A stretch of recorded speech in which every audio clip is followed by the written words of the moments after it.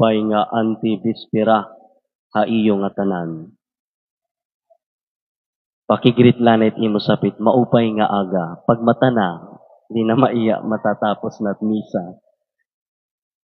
Balitaw, didahan aton ibanghelyo, nga ginbasa yana, duha nga butang itong tawag o ayat haaton nga tanan. Siyahan, ang pagtawag ni Jesus para hinmisyon. Ikaduha, ang pagtawag haaton kumo mga steward o tinapuran. Didan aton ibanghelyo, aton nakita nga nagpili ni Jesus in 12 nga mga apostoles. Nagpili ni Jesus in 12 nga mga apostoles nga may ada Pedro nga naglingo haiya. May gihapon Judas nga nagtraidor haiya. Ngan may gihapon Tomas nga nagduda haiya. Kulawi daw imo sapit. Ano daw lahi ay Judas, si Pedro, o si Tomas. Kulawi daw niyot yung sapit. Totoki maluluoy kagihapon. Ano? Makikita naton nga ang ginpili ni Jesus nga iya mga apostoles, hindi mga perpekto. Pero iya la gihapon ginpili. Because the call for each of us is not to doubt or betray Jesus Christ and His church. Kundi, itong tawag haaton, amuan aton padayon nga pagtuo hankan Kristo gugma haaton. Bisan, paman ang mga instrumento hini indiri perpekto ug may ada mga kakulangan. Gintatawag lagi hapon kita han Dios hinpadayon nga pagtuo ug pagkaput han iya gugma bisan paman haluyohan aton kakulangan o diri pagiging perpekto. Ita nga tanan ing gintatawag nga maging apostol yana nga bag-o nga panahon. We are called to be representatives of Jesus Christ in this modern world.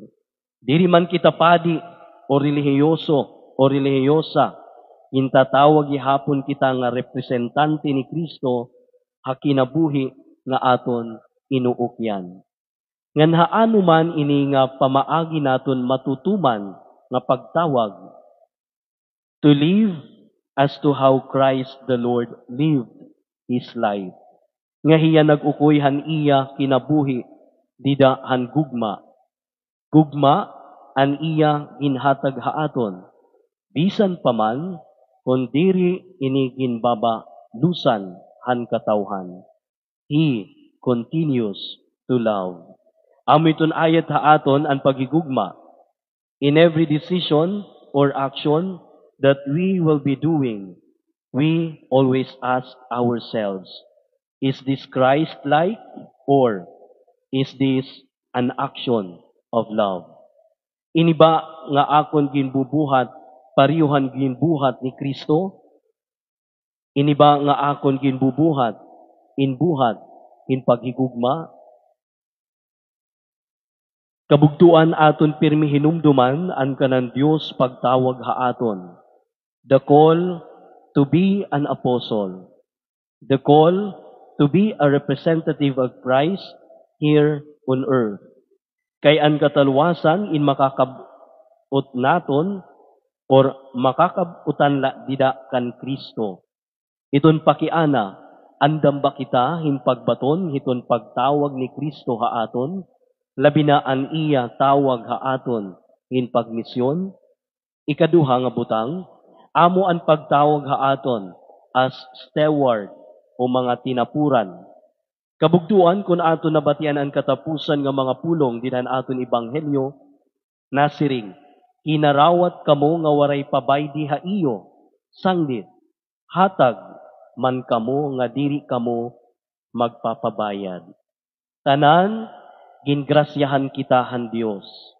Tanan, gintagan kita han Dios. salit waray rason nga diri kita magpapaangbit ngadto hiton iba nga mga tawo. Labi na gud adton nanginginahanglan an aton bulig. Gingrasyahan ka, gingasahan ka, diri para la haaton kalugarong yun, kundi para hinpag-share ngadto hiton aton ikasitawo.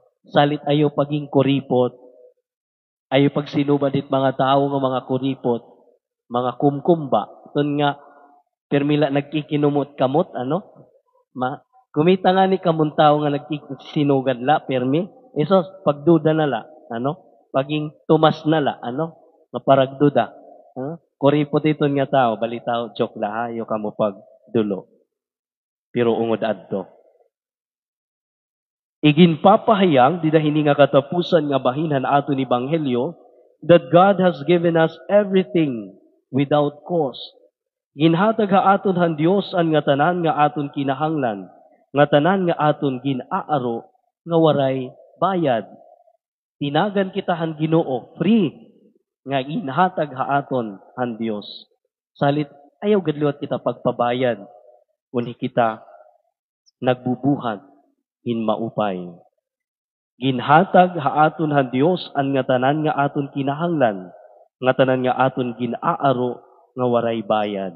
Libre la nga ginhatag ha aton han Dios an nga tanan.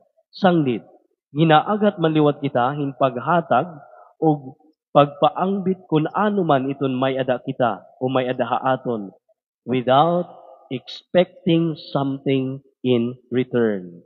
Hinumdumi naton nga we are just stewards of God's creation. Mga tinapuran la kita iton nga tanan nga aan niya kalibutan. Mga mananahon la kita. Mga tinapuran la kita iton mga butang nga may ada naton. Salit upayon naton pagdara, pagataman, hini nga mga grasya, hini nga mga butang nga ginhatag ha aton o ginpatapod ha aton han Dios. And we never own anything in this world. Ayaw kita pag-angkon iton diri aton.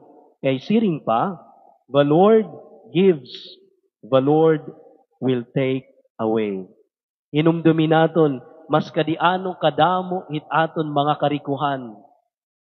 Maabot iton panahon, pwede ini kuhaon ha aton. Ngan amo initon di dahiton pagabot iton aton kamatayon, waray naton madadara, bisan ano.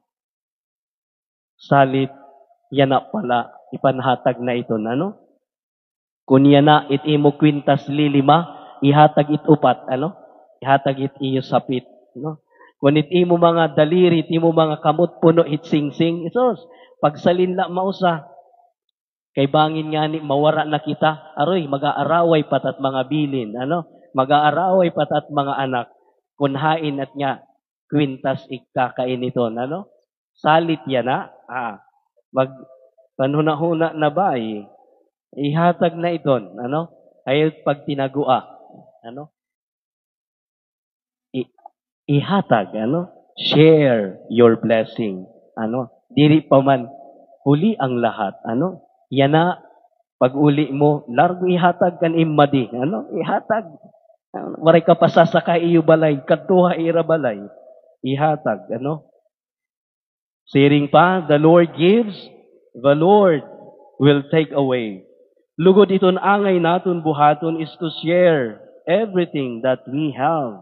Iton aton mga manggad, mga talento, inaagman, ug damo pa nga mga butang, nga ginahatag ha aton han Dios. Ayaw kita paging halod. Ayaw kita paging haklaw. Iton mga butang nga may ada kita kay iton tinuod nga tinapuran, amo adto nagpapaangbit, nagahatag, nga nagbubuhat para han kaupayan han iba. Let us be an image of a good shepherd who is Christ Himself. Maging maupay kita nga mga magmarangno, sugad kan Kristo, diri iya nagpapabaya, lugod, iya binubuligan, ngan pinamimiling, adtun mga nagkakawawara, nga iya mga karnero. Iton Dios,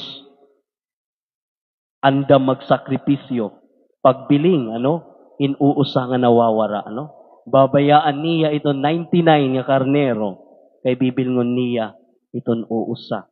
Amoy ni kaimportante iton tao, amoy ni kaimportante iton Dios, iton iya mga anak, salit hinumdumi naton, kay hinigugma man kitahan Dios, gingrasyahan man kitahan Dios, ibalik naton, pinaagi iton pag-share, pagbulig, ngadto iton aton ikasitawo. Amen.